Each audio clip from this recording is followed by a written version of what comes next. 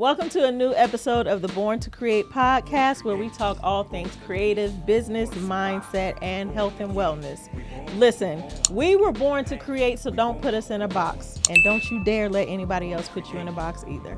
I'm your host, Elle Jones, and my brother here, What's up? host. What's up? What's your name is? My name is Antonio Rudolph, Antonio. aka Anthony Rudolph. How you doing today? I'm absolutely fabulous, amazing. What's can I say? Muy bueno. Muy bueno.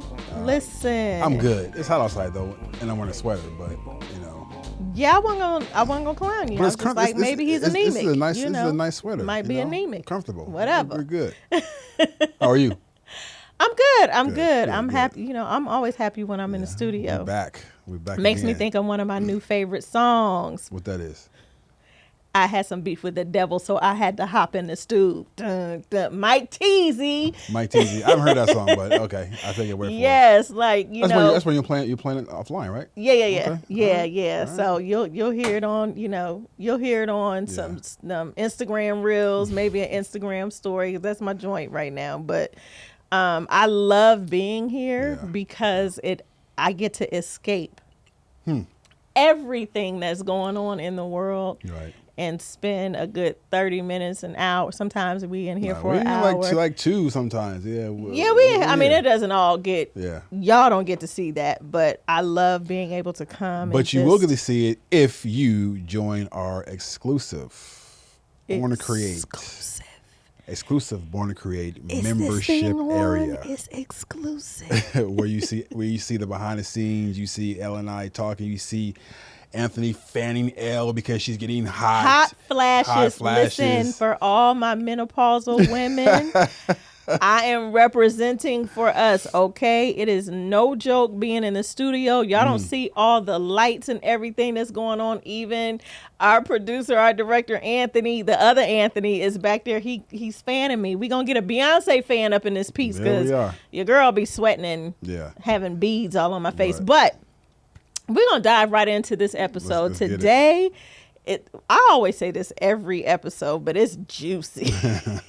It's like a talk show host.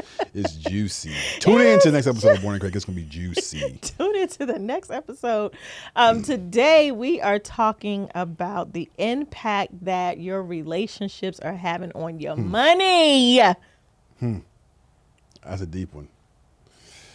That's a deep one. Is your money being tied up because of your relationships, or is it flowing because of your relationships? Right. I know this might be a super uncomfortable topic, man. Let me tell you something. It's we're just gonna dive in. Let's go. All right. So when you hear me say that, what's the first thing that comes to mind? Are your relationships impacting your money? So for me, the first thing that comes to mind is that it's really about you and what you're allowing into your life. True. Right? Because if you want to hit a certain income status, you have a certain income goals, you have to look at who you are around, right? Who you give your energy to, who's taking your energy. And actually, no, I don't believe anybody can take it. You have to give it away. You have to give away your energy. You have to give away everything that's in you. Because if you spend so much time trying to be a people pleaser, if you try to make someone happy, that energy can go into you producing what you want to produce for your life, right?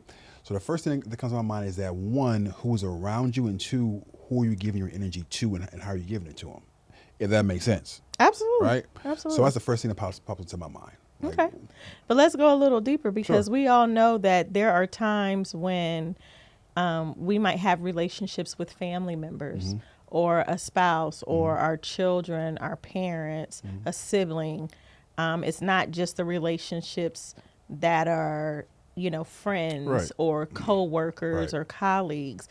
We have familial relationships sometimes, and they can be very trying. Right. Like I'm pretty sure we all can relate to or have a story about, having a not so great relationship with a family member or a loved one.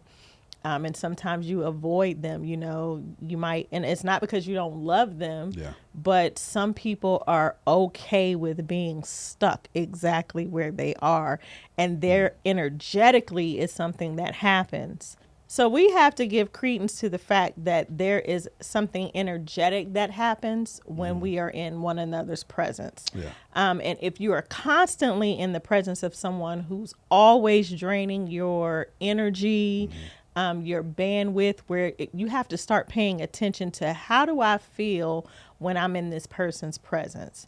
Am I always feeling tired? Am I feeling drained? Am I not feeling creative?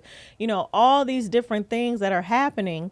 But sometimes we do that, but then we don't think how that might be having an impact on not just what we create, but like the amount of money or the type of money that we make. But that's the thing, is like, are they draining, or are we giving it to them? Because it's a choice, right? It's a choice on who we give our time to, or because if we're in the presence of someone who's maybe not supportive, someone who doesn't love what we do, or someone who's jealous of where we are, right? We're choosing to put ourselves in that position. So is it more of us making better choices? Because that's what I say it is. It's making better. And also because I believe that if someone's draining you, or if you're in a position with someone, whether it be a friend or spouse, mother, father, whoever it is that you want to please them so bad that you're giving away that energy. When your pleasing doesn't work, or when you don't benefit from it, then that takes energy from you. So are they taking, or are we giving away the energy? I think it's a really fine line with that. Right. And I want to walk through something before I get to my answer, because I'm not sure how I'll respond before I get to the end of it. But think about like going to the doctor and you have a procedure that you have to have done, right? Okay. Well, the procedure is painful, even if they give you anesthesia. Right. Now, in our minds, we could be confessing all of these positive affirmations. I'm healed, I'm whole, this is not going to be painful. We can be praying. But the fact remains that no matter how much work we've done to prepare to be in that environment and say, I'm not going to allow this thing to hurt me, because I'm going to focus on something positive or a positive outcome, that doesn't mean that the pain is not there and doesn't exist. Of course. So we can still set our intentions and create an atmosphere for us to go into a place and be like, this is what I'm going with. This is how I'm going to feel. But that doesn't eliminate the pain that happens from going through that procedure, or, and it doesn't have to be like you're, put to sleep and having surgery, but it could be, I remember I had to have a biopsy on my arm, and the doctors were telling me what I needed to do to prepare for that and all the different things that could happen. So mentally, I had to prepare myself to say, I'm going into this environment. I know what could happen. Right. As I'm walking into this, but these are the things that I'm going to do to prepare myself so that it doesn't hurt as much.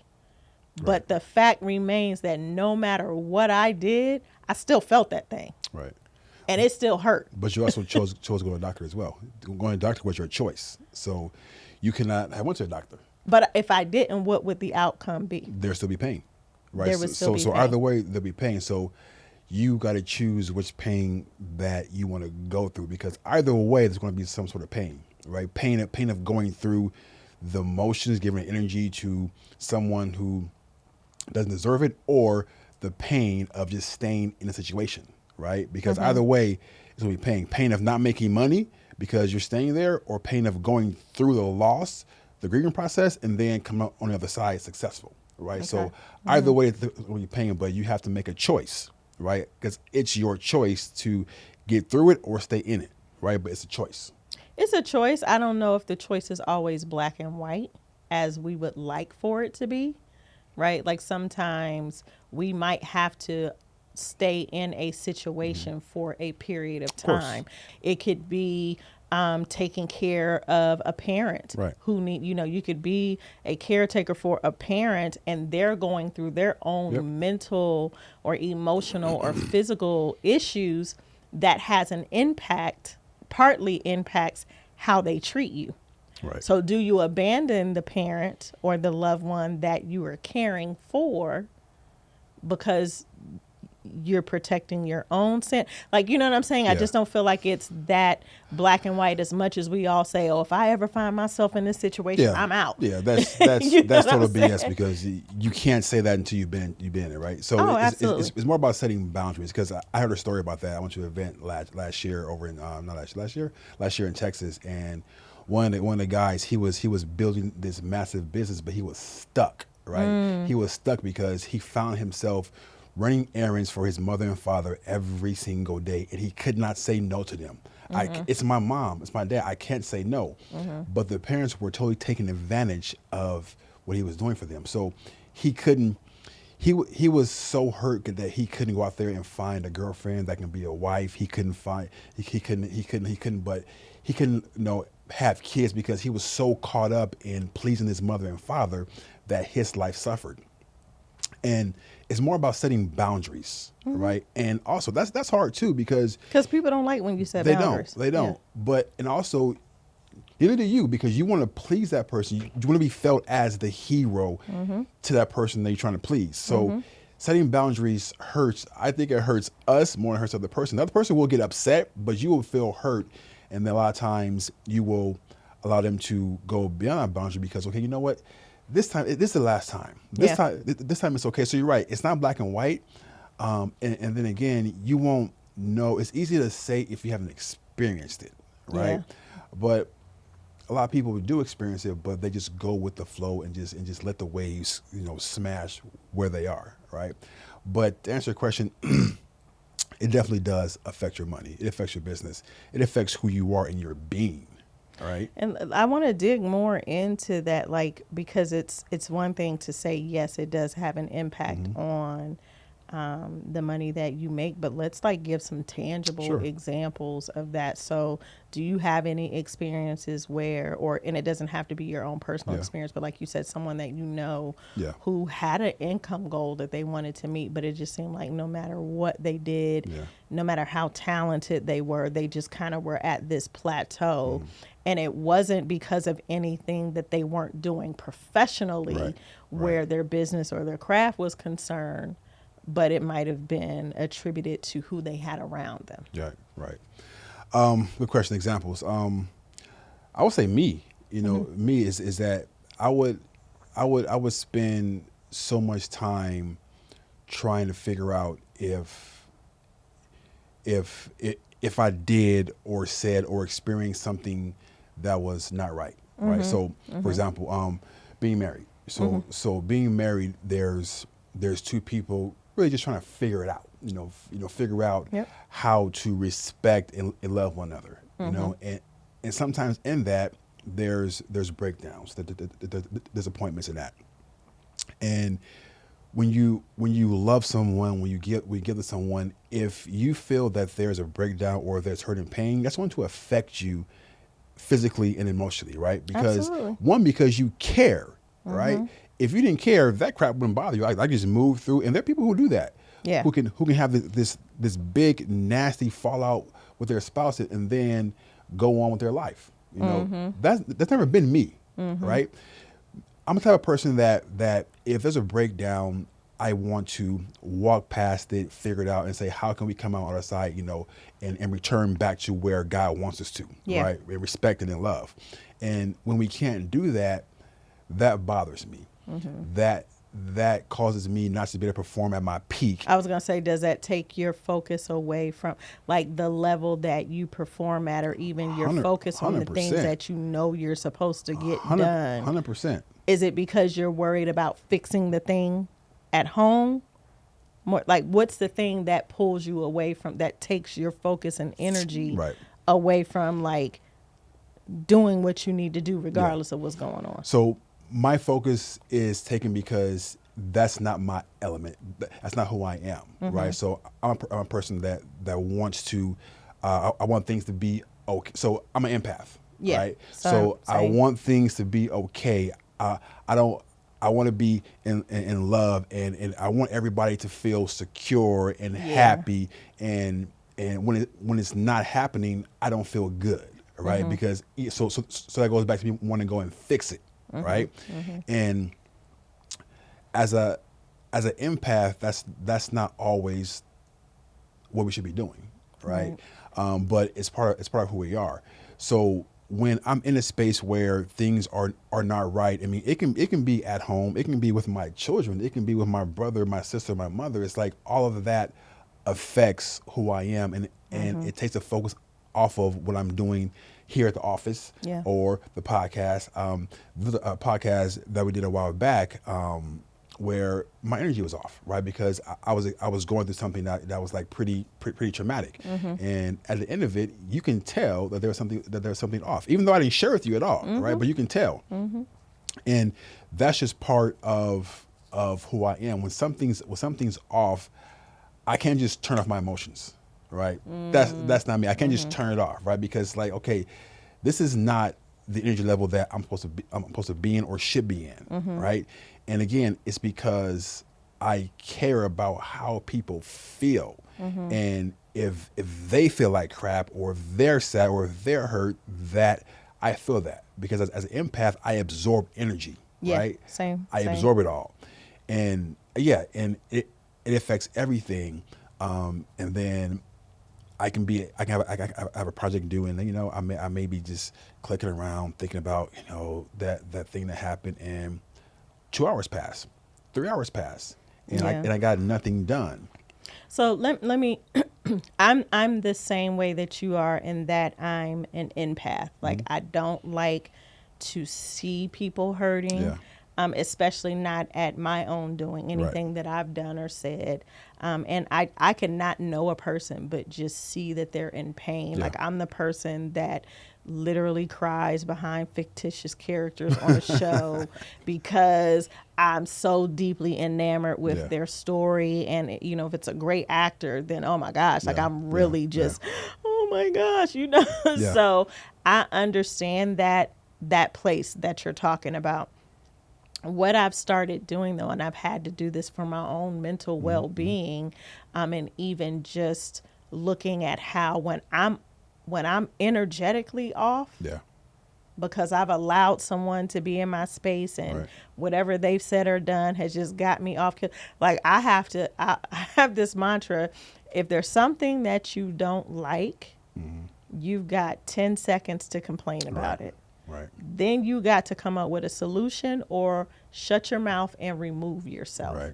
And so that's something that I've just been implementing in my life because we all have them. It doesn't matter who the relationship is with.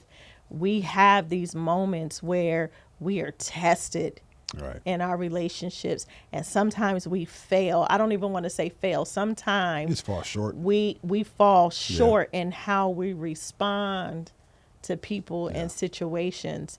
And I had something like that happen recently, and I knew that I was also in the middle of something very big that I needed to complete. And I had a choice.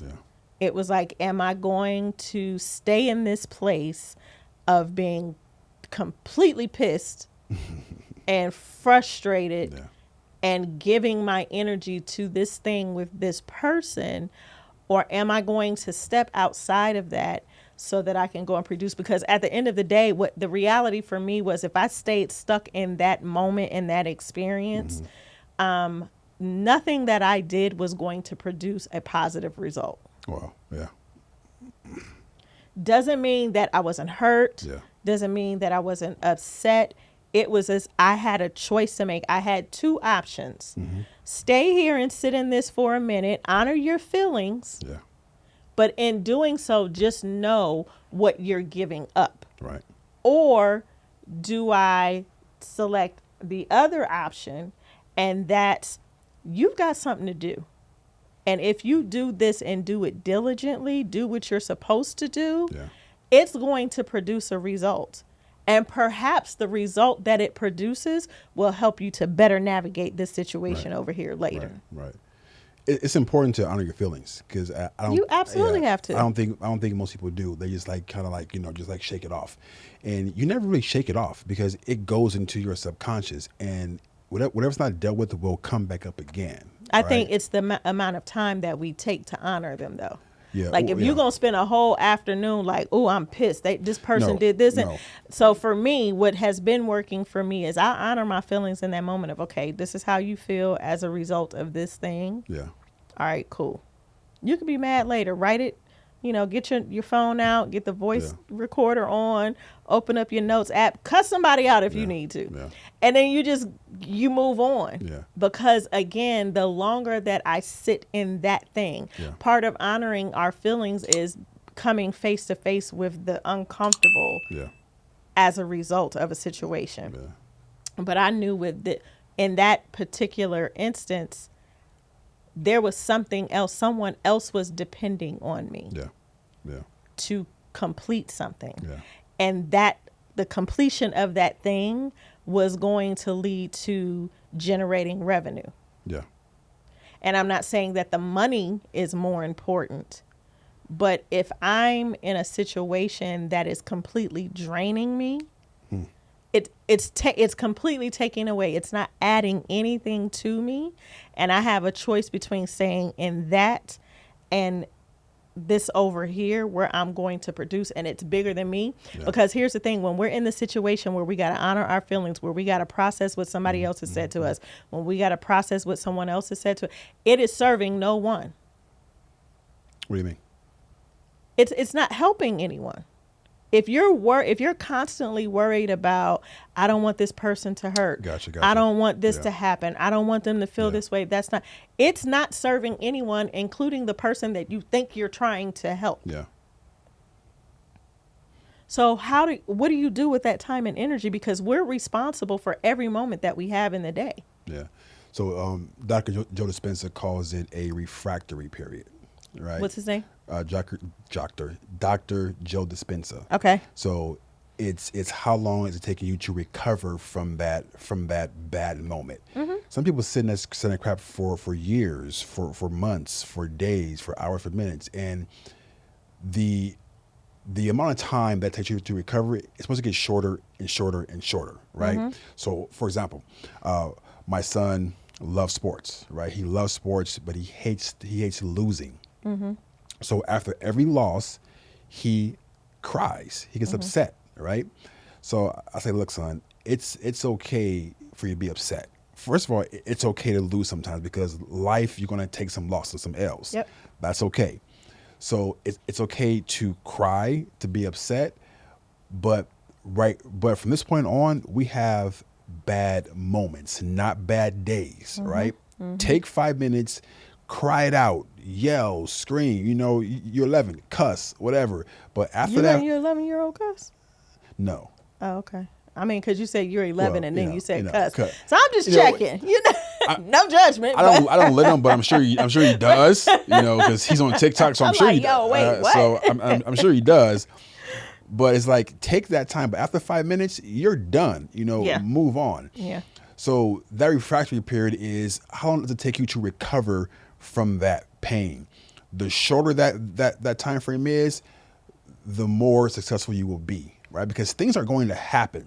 Mm-hmm. You will be disappointed. You're going to be hurt, and it's going to be by your own doing and other people, right? Yeah. But then you sit back and see, I believe everything serves you, whether good or bad, right or wrong, it serves you in a way. Mm-hmm. And you figure out, well, how is this serving me? Is it serving me in a way where I can grow and be successful and be fruitful, or is it killing everything that I'm trying to produce and create? I think it may start off as serving to help you produce, like how you can grow, but if you stay in it too long, right, then that's when it starts, because it's just like an infection. Right. Like if you have an infection in your body, our body's natural response and defense mechanism is to develop a fever. Right. So the fever protects you from that organism or infection. But if you keep the fever too long and it goes past a certain point of like 101, 102, then it's productive. Like then it starts causing you more issues. Right. So I liken what you said to that is like, initially the fever is good for you because it's helping to protect your body from this infection. Right. But if it goes on too long, that fever then becomes detrimental to you. Yeah. And the refractory period, am I saying that right? Oh, you got that. You know, I'm a scholar. No, but it made me, I'm a huge basketball fan. I love sports, period, but I'm a huge basketball fan. And when you were talking, it made me think about the playoffs with the Lakers and the Grizzlies. And there was a point where Anthony Davis got hit and he fell and like hurt his, I think it was like maybe his, not his rib cage, but maybe his hip or something. He always hurt. Oh, leave my boy AD alone. But my point is I'm pretty sure that he heard Chuck and them talking about him 2 nights before about how he's not consistent. Right? Like you don't know which AD you're going to get in the game. And so even though he was hurt badly in that moment, he knew like, okay, I got to honor, like I'm feeling the pain right now. So I got to take a moment to deal with this, but I can't stay down on the floor too long because I got to get up because we in crunch time. Yet we're up 3-1, but the game is on the line because the Grizzlies didn't come to play and we in their territory now. So I got to give it my all. And AD had one of his best games this series. They lost, but he showed up. You know what I'm saying?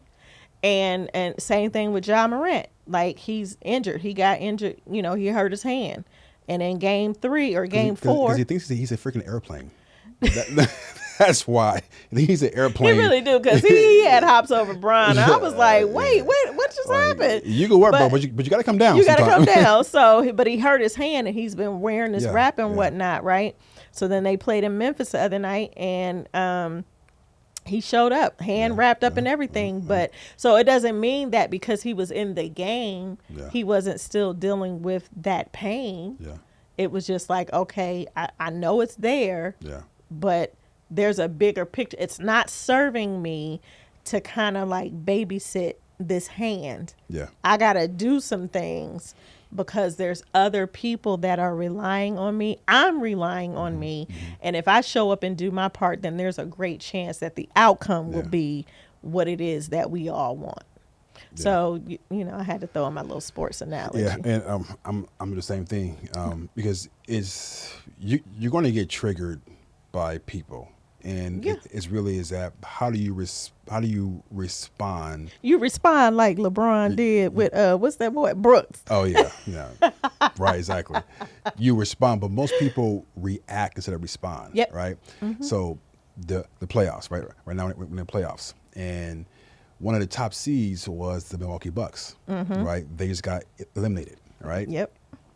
The reporter asked Giannis. I saw that. You saw that? Yeah. Is this season a disappointment? Right? Yeah. And he was like, Eric, you asked me that last year. You asked me that last year, right?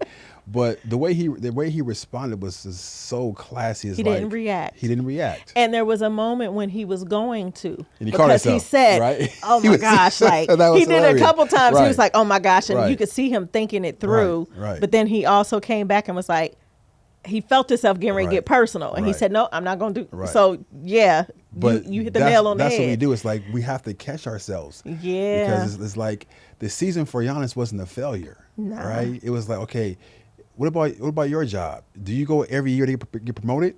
It's like what he said helped me, right? I sent that really to everybody I know. I'm like, but when you stop and take your time to respond, that shows your growth. Because the things that trigger you like last year shouldn't trigger you this year. No. Right? No. Or things that triggered you last month should not trigger you this month. Because if you're constantly in a place of growing and learning and becoming better, you will have moments where you want to go off. Where you're entitled to go off, right? But how is that serving you, right? It's like you get your blood pressure all up, and in Giannis' place, like you're on national TV, right? So you have to be at a place where unlike AI back in the day, practice. I gotta freaking practice, right? But it's like how are you responding, and that that shows the level of responsibility for your own feelings. Yeah. Right? You have to be responsible for who you are and how you feel. Yeah. Right? And when you react instead of respond, you miss those growth opportunities that have already happened. So if Giannis would have fed into that whole conversation with that reporter and reacted instead of responding, here's the truth of the matter. The season may have ended the same way, but Giannis as a player is not the same player today that he was last year when the season ended. His numbers, his record is not the same. So sometimes if we're in the mode of reacting, we'll completely ignore or dismiss the growth that has happened from this period to this period because we fed into the energy that someone else is bringing, and we're going to check them and put them in their place instead of taking the time to, even if you got to pause for a minute and be like, nope, I'm not going to go there, but respond. But that's the thing, is that most people, and I go back to Giannis, is that like that reporter wanted him to react in a negative way. And the same thing is when people are in your life that don't really support you or half-ass support you, they want you to react and say, you know what, I told you so. I knew that wasn't you. I knew you didn't change. I knew you're the same person. And that happens, right? But it's really a testament to your growth and your learning, and for you to really not react, but to respond. And a lot of times just respect how they feel, because how they feel is not your business, right? That's how you feel. And I respect that. And I always say, if I were you, I'd probably feel the exact same way, right? Because that's how you feel, but that's not how I feel. And that's why you always have to level up the people that you have in your circle, in your life, always. I have a friend of mine who called me and he was saying, you know what, I've had this coach for a year, right? And I feel guilty because, you know, I won't let him go. You know, it's like, it's just not serving me anymore. I'm like, that's okay. You go through different experiences. You know, sometimes you grow beyond people. You've been there. You've helped me, but now it's time for me to go to that next level. And that's why coaches have coaches. Right? And those coaches have coaches because you have to constantly expand and go to the next level. Because your sixth grade teacher is not going to be able to help you where you're at today. They're not. They're not. So I'm like, yeah, you know what? Don't feel guilty. You just grown past his level of coaching. Now that doesn't make him a bad person. Not at all. Now go find someone who can take you to like the next level. Because again, we teach podcasting, we teach brand building, we teach storytelling, right? But before that, you gotta learn how to just get your LLC or get your business or start a website, right? But the person who taught you that, the person who teaches you how to run a board, can teach you how to do podcasting, right? So it's like you gotta have coaches for every season of your life or of your business. So, and not only that, the quality of your relationships matter, right? So we'll always, I think there's this idea that once you become an adult, like all the friendships that you have are all the ones that you're going to have, right? So it's super important to make sure that you understand that part of your investment is investing in relationships. It's building relationships, not for the sake of getting something, right? But just really building community and nurturing these relationships. And what ends up happening is, so now we're in a situation where, you know, we talked about on a previous episode, how the Born to Create podcast started. Relationship building with like-minded people who will challenge you and maybe even steps ahead of you allows us to have the level of production that we have today. Because we're both producers, right? Very well qualified, but in this sense, we're also on-camera talent. We're on air talent. And so it's important to have those essential relationships that can function even behind the scenes to make all of this work. Now, imagine trying to do a podcast with people that you already have existing relationships with who are toxic. And it's going to be a whole world star hip hop moment up in here. You know what I'm saying? Because somebody's going to be mad about something. So, you know, make that investment in relationships and just I know it feels easier said than done, and I know it. Sometimes it feels hard to let go. Yeah. But if a relationship is no longer serving you, Yeah. and you know that you've done the best that you can Yeah. with where you are and with Yeah. what you have, you have to make a decision. Yeah. You have to make a decision. Definitely. And it's not always an easy one, but that's why having really quality, solid relationships around you is so essential. Yeah. And make sure that you're not the one that's depleting somebody else's Facts. emotional and energy bank Facts. as well. Right. Right. Because it's not just Yeah. about what other people It's do not. to us. Right. It's It's what like, we do as how well. are we showing Yeah. up? And what type of energy are we bringing Yeah. to somebody else's world as well? And so there's a level of accountability Yeah. that definitely has to be there. I'm glad you said that, because that's something that most people don't look at, right? Yeah. They look at, what's being done to me. Everything's being done to me.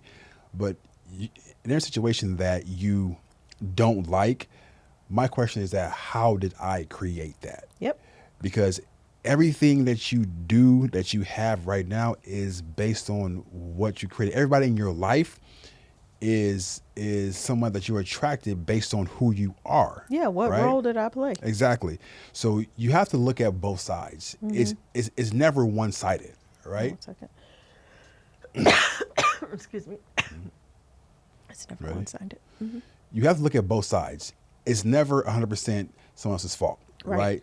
Everyone plays a role in that. But doesn't mean that you tolerate disrespect, No. but you just say, you know what, this is just not for me, and I'm done. But you still played a role in that, Yeah. right? So it's important for us to be responsible for how we help to create everything in our life, right? And be responsible for what we say, what we do, and how we make others feel. Yeah. Right. So, and that's something that I've learned over the last 3 or 4 years, is just really being responsible for who I am, and knowing that in my life, I've hurt people. I've said some crazy stuff. I've done a lot. Right. But when you start to look at yourself, that's when things change. Yeah. That's when your vibration rises, and then people that you need in your life will start coming into your life, because you know what? Now I'm being responsible for me, and I know everything that happened between me and my mom, it wasn't all her fault. Right. Everything happened between me and my wife, it wasn't all her fault. Everything happened between me and my son, it wasn't all their fault. It's like everything is not always one person's fault. Nah. Right. Nah, not at all. It's not. Even though somebody can be the aggressor, but you have a choice. And a lot of times, most of the time, it's like before you react, stop, think, breathe before you say the wrong thing, right? And what happens is that, what's my thought? I said I thought. Where's my thought? I had a thought. Self-evaluation. Think what you're going to say before you say it. And so when people are going off on you, right, the first thing we do is take it personal. Yep. And I get it. It's hard not to. I get it. But when you come to a point where you know what, it's not personal, because I know that you're in pain. I know that you're hurting. I know that you're projecting your hurt onto me. It's all a projection. And once you get to that place, and even though what they're saying is totally off, it's not because of you. It's not personal. They just can't really talk to you about their pain, right? They can't talk to you about what's hurting them, right? And once we get to a point where we can talk about what hurts us, our pain and our struggles, everything changes. They want to cuss you out, or you want to cuss them out, because you're on guard, you're protecting yourself. You have your defense up. So the only way I can defend myself is to cuss you out and tell you what you're not doing. Yeah. Right. And but that's just hidden trauma, and they're hiding behind fear. Yeah. And that fear projects anger. But again, you need to decide if that's something that you want to have in your life, because again, that will block. I don't think that blocks money. That blocks your energy and your creativity to create money. Yeah, right? It's like a door stopper. Yeah, exactly. It's a door stopper, Yeah. and so if you're backed up, there's nothing else that can come in or out. So. Right. This was good. I think at the end of the day, you got to set boundaries. Yep. You've got to be honest with yourself. It's okay to be empathetic. It's okay to hold space for other people. But you have to end that. It's not okay to allow someone to cross boundaries and abuse you or abuse the relationship, or just spill all of their toxicity all out into your world. So that's where boundaries come in. Make the time to grow, whether that's getting therapy, having a community of folks that you can connect with that are going to hold you accountable, but you got to do the work. Nothing is going to happen on its own. Yeah. And that's true. And so you guys know, this happens in marriages, with siblings, with friends, with business partners. With kids. It only happens in a certain relationship, right? It happens across the board. One of our hosts on our network, Natalie, in her podcast, she brought her friend on to talk about their relationship, right? Because they had a major breakdown and they didn't speak for a long time because of things happen. So this happens with every type of relationship, and it's not just one.